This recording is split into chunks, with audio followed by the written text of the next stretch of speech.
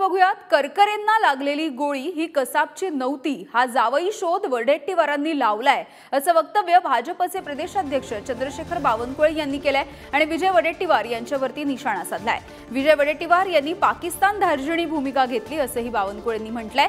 दहशतवादी अजमल कसाबची बाजू कशासाठी घेता असा सवाल सुद्धा बावनकुळेंनी विचारलाय।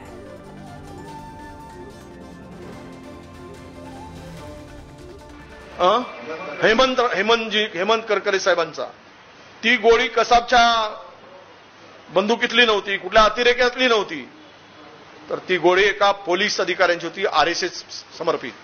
त्यावेळेस ते पुरावे लपवणारा देशद्रोही कोण असेल तर तो उज्ज्वल निकम आहे।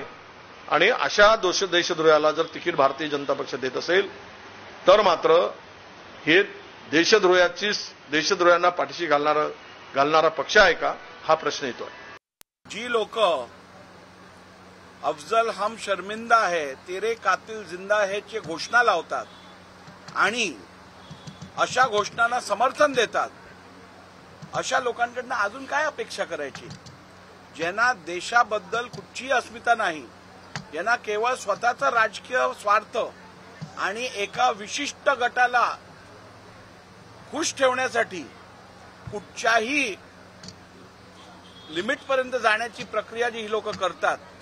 उज्ज्वल निकमजी यांनी आयुष्यात कधीही आरोपीची केस लढले नाहीये, ते सातत्याने